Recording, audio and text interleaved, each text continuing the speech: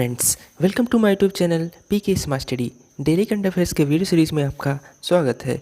आज है 23 अगस्त 2020 से करंट अफेयर्स के जितने भी इंपॉर्टेंट क्वेश्चन बनते हैं हम इस वीडियो में डिस्कस करेंगे।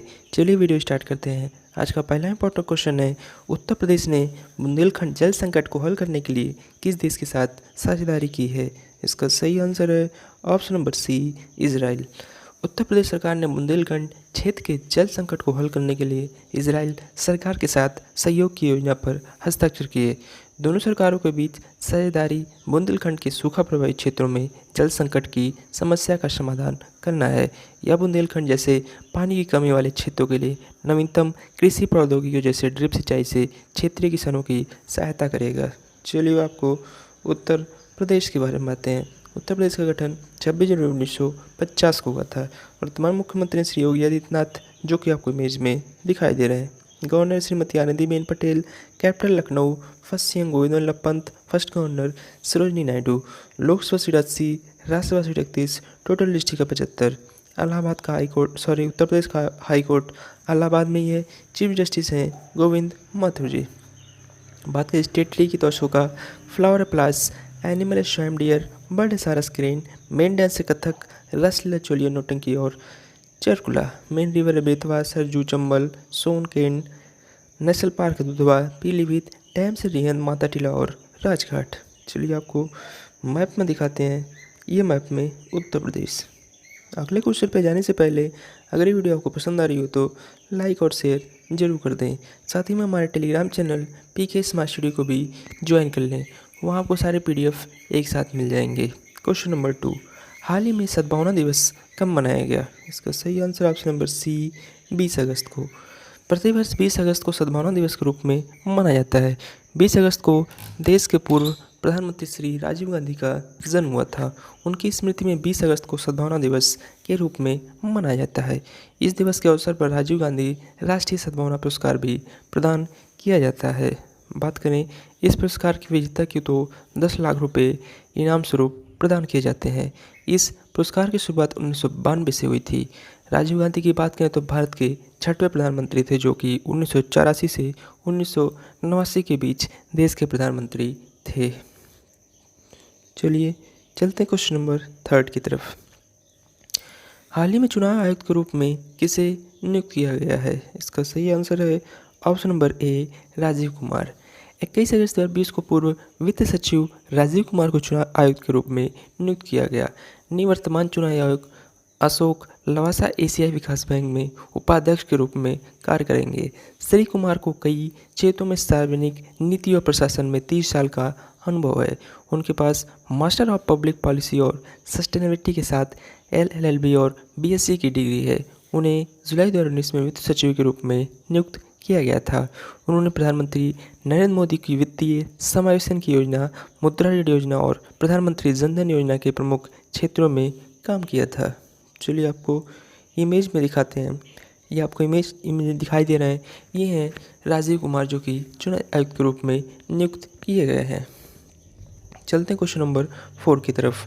हाल ही में किस पूर्व भारतीय क्रिकेटर का निधन हो गया? इसका सही आंसर है option number A, Gopalaswamy Kasturirangan.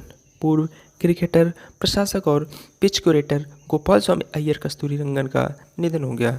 उनका जन्म 12 अक्टूबर 1930 को चेन्नई, तमिलनाडु में हुआ था।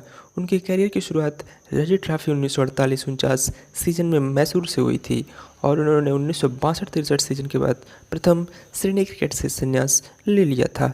गोपालस्वामी कस्तूरीरंगन एक तेज गेंदबाज थे, जिन्होंने 36 प्रथम श्रेणी मैच खेले और मैसूर रणजी टीम की कप्तानी की थी। चलिए आपको इमेज में दिखाते हैं। ये आपको इमेज में दिखाई दे रहे हैं। ये थे गोपालस्वामी कस्तूरीरंगन जी। चलते हैं क्वेश्चन नंबर 5 की तरफ। हाल ही में किसने Asian India network of think tank AINTT में भाग लिया है?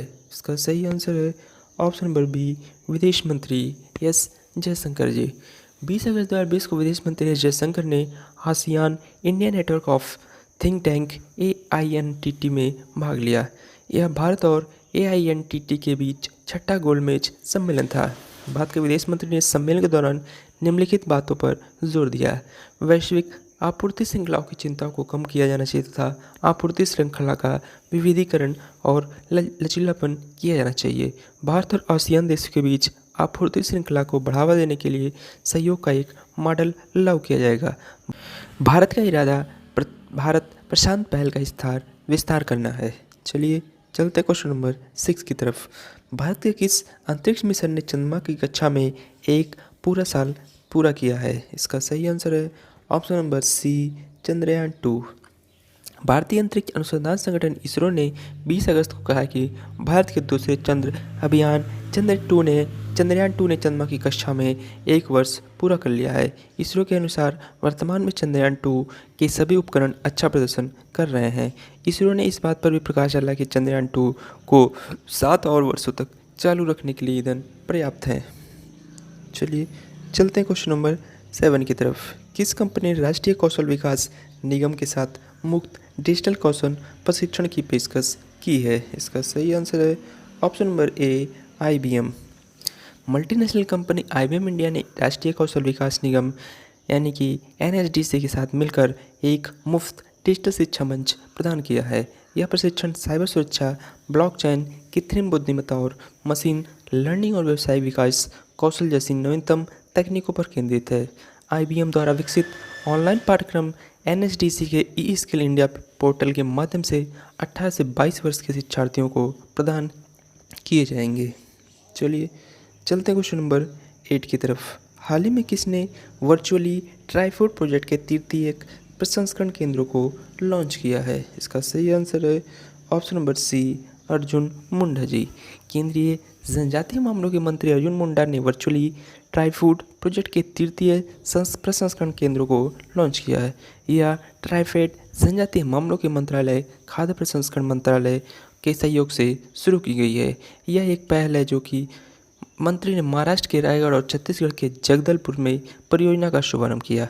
इसका उद्देश्य लघु वनोपजों में मूल्य संवर्धन करके जनजातीय लोगों की आय में वृद्धि करना है। चलिए चलते हैं क्वेश्चन नंबर 9 की तरफ। हाल ही में किसने विश्व स्नूकर चैंपियनशिप 2020 जीती है? इसका सही आंसर है option number B, Ronnie V Sullivan. Ronnie और सुलिवन ने कीरेन विल्सन को 18-8 के स्कोर से हराकर वर्ल्ड स्नूकर चैंपियनशिप 2020 जीत ली है। इन्होंने शेफील्ड के क्रूसिबल थिएटर में अपने 6ठे विश्व चैंपियनशिप खिताब को जीता है। इस जीत के बाद रोनी ओसुलिवन अब रेन 1978 की 45 वर्ष में जीत के बाद विश्व स्नूकर चैंपियनशिप के सबसे पुराने विजेता बन गए हैं। चलिए आपको इमेज में दिखाते हैं। ये आपको इमेज में दिखाई दे रहे हैं, ये हैं रोनी ओसुलिवन। चलिए चलते हैं क्वेश्चन नंबर 10 की तरफ। भारत किस पड़ोसी देश के लिए एक सीधा नौका सेवा शुरू करने जा रहा है? इसका सही आंसर है option number D, Maldives. Maldives में भारतीय उच्चायोग के अनुसार भारत सितंबर के तीसरे सप्ताह में मालदीव के लिए एक नई सीधी कार्गो फेरी सेवा शुरू करने जा रहा है। यह सेवा कोच्चि और तूतीकोरिन को माले से जोड़ेगी और द्विपक्षीय व्यापार संबंधों को बढ़ावा देगी। शिपिंग कॉरपोरेशन ऑफ इंडिया द्वारा संचालित एक जहाज नौका सेवा के लिए उपयोग किया जाएगा। जहाज में इलेक्ट्रिकल मशीनरी, दवाएं, निर्माण सामग्री के साथ साथ शीघ्र खराब होने वाले सामान को ले जाया जाएगा। चलिए आपको मालदीव्स के बारे में बात हैं। मालदीव्स की कैपिटल है माले। प्रेसिडेंट इब्राहिम मोहम्मद साली जो कि आपको इमेज में दिखाई दे रहे हैं। करेंसी है मालदीवियन रुपया। बात करें नेशनल गेम की तो फुटबॉल। एनिमल एलिफेंट ट्विना। बर्ड है white breasted water hen. Flower है पिंक रोसा। पार्लियामेंट नेम है मजलिस मडाक्सॉन। चलिए आपको मैप में दिखाते हैं। ये मैप में मालदीव्स। चलते हैं क्वेश्चन नंबर 11 की तरफ। हाल ही में विश्व वरिष्ठ नागरिक दिवस यानी कि वर्ल्ड सीनियर सिटीजन्स डे कब मनाया गया? इसका सही आंसर है ऑप्शन नंबर बी, 21 अगस्त को। 21 अगस्त को प्रतिवर्ष विश्व वरिष्ठ नागरिक दिवस के रूप में मनाया जाता है। इसका उद्देश्य वरिष्ठ नागरिकों की परिस्थितियों के बारे में जागरूकता उत्पन्न करना था, उनकी सहायता करना है। इस दिवस के द्वारा वरिष्ठ नागरिकों को प्रभावित करने वाले कारकों तथा उनकी सामाजिक स्थिति के बारे में अवगत कराया जाता है। इस दिवस की शुरुआत की बात करें तो पूर्व अमेरिकी राष्ट्रपति रोनाल्ड रीगन ने की थी। उन्होंने 19 अगस्त 1988 को घोषणा पत्र पर हस्ताक्षर करके 21 अगस्त को अमेरिका में राष्ट्रीय वरिष्ठ नागरिक दिवस घोषित किया था। इसके बाद संयुक्त राष्ट्र महासभा ने 14 दिसंबर 1990 को 21 अगस्त के विश्व वरिष्ठ नागरिक दिवस के रूप में मनाने की घोषणा की थी। चलिए चलते हैं अगस्त माह के सारे इंपॉर्टेंट डे रिवीजन कराते हैं। 1 अगस्त को नेशनल माउंटेन क्लाइंबिंग डे, 1 से 7 अगस्त वर्ल्ड ब्रेस्ट फीडिंग सप्ताह, 3 अगस्त को वर्ल्ड संस्कृत डे, 6 अगस्त को हिरोशिमा डे, 7 अगस्त को नेशनल हैंडलूम डे, 8 अगस्त को क्वाइट इंडिया मूवमेंट, 9 अगस्त को international day of the world's indigenous peoples, बात करें 9 अगस्त को तो वर्ल्ड ट्राइबल डे, 10 अगस्त को वर्ल्ड ऑर्गेनिक फ्यूल डे, 12 अगस्त को इंटरनेशनल यूथ डे, 13 अगस्त की बात करें तो वर्ल्ड ऑर्गन डोनेशन डे, 15 अगस्त 74वां इंडिपेंडेंस डे, 19 अगस्त वर्ल्ड ह्यूमैनिटेरियन डे, 20 अगस्त को इंडियन रिन्यूएबल एनर्जी डे, बात करें 20 अगस्त की तो सद्भावना दिवस और 21 अगस्त को वर्ल्ड सीनियर सिटीजन्स डे। चलिए चलते हैं क्वेश्चन नंबर 12 की तरफ। किस क्रिकेटर को राजीव गांधी खेल रत्न पुरस्कार से सम्मानित किया गया? इसका सही आंसर है option number D, Rohit Sharma. Rohit Sharma को राजीव गांधी खेल रत्न पुरस्कार से सम्मानित किया गया। साथ ही में ईशांत शर्मा, दीप्ति शर्मा को अर्जुन पुरस्कार से सम्मानित किया गया। साथ ही में श्री धर्मेंद्र तिवारी को तीरंदाजी में द्रोणाचार्य पुरस्कार से सम्मानित किया गया। पंजाब विश्वविद्यालय को मौलाना अबुल कलाम आज़ाद यानी कि MAKA ट्रॉफी से सम्मानित किया गया। चलिए आपको इमेज में दिखाते हैं, ये आपको इमेज में दिखाई दे रहे हैं, ये हैं रोहित शर्मा जी और साथ में ईशांत शर्मा और दीप्ति शर्मा जी। चलते हैं क्वेश्चन नंबर 13 की तरफ। कौन सी भारतीय बिजली कंपनी अपने नवीकरणीय ऊर्जा व्यवसाय के लिए पूर्ण स्वामित्व वाली सहायक कंपनी स्थापित करने जा रही है? इसका सही आंसर है ऑप्शन नंबर बी, NTPC यानी नेशनल थर्मल पावर कॉरपोरेशन। सरकारी स्वामित्व वाली NTPC लिमिटेड ने हाल ही में घोषणा किया है कि वह अपने नवीकरणीय ऊर्जा व्यवसाय के लिए पूर्ण स्वामित्व वाली सहायक कंपनी स्थापित करेगी। कंपनी ने हाल ही में पूर्ण स्वामित्व वाली सहायक कंपनी के गठन के लिए नीति आयोग और वित्त मंत्रालय के निवेश और सार्वजनिक संपत्ति प्रबंधन विभाग से अनुमोदन प्राप्त कर लिया है। चलिए चलते हैं 23 अगस्त के इतिहास में हुए घटनाओं के बारे में बातें हैं। 23 अगस्त 1944 को भारतीय फिल्मों के मशहूर हीरोइन सायरा बानो का जन्म हुआ था। 1947 में वल्लभ भाई पटेल भारत के उप प्रधानमंत्री बने। 1960 में विश्व का सबसे बड़ा मेढक 3.3 किलो पकड़ा गया। 1976 में चीन में भूकंप से 1000 लोगों की मौत हुई थी।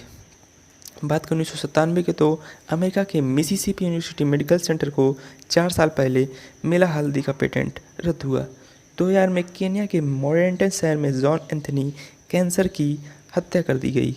2004 में अमेरिका के जस्टिन गैटलिन 100 मीटर फर्राटा दौड़ जीतकर पृथ्वी के सबसे तेज धावक बने थे। 2007 में यूनेस्को की विश्व स्मृति रजिस्टर 2007 में ऋग्वेद की 30 पांडुलिपियाँ शामिल की गई थी। 2011 में चीनी विज्ञान अकेडमी के वैज्ञानिकों ने ब्रह्मपुत्र और सिंधु नदी के उद्गम स्थल का पता लगाया था। उनके मार्ग की लंबाई का व्यापक उपग्रह अध्ययन पूरा किया था। चलिए 23 अगस्त के राष्ट्रीय और अंतर्राष्ट्रीय दिवस की बात करें तो दास व्यापार और उसके उन्मूलन की याद के लिए अंतर्राष्ट्रीय दिवस जो कि यूनेस्को द्वारा मनाया जाता है।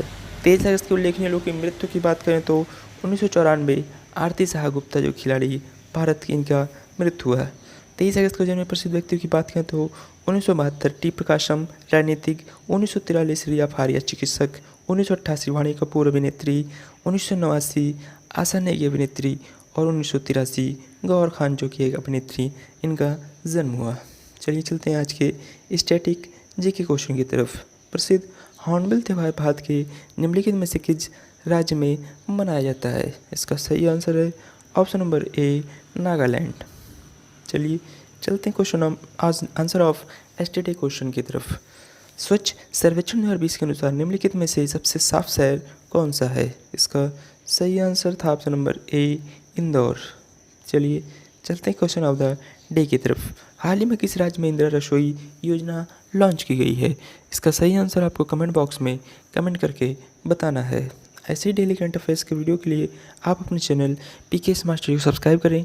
वीडियो अच्छी लगी हो तो लाइक और शेयर जरूर करें। Thank you.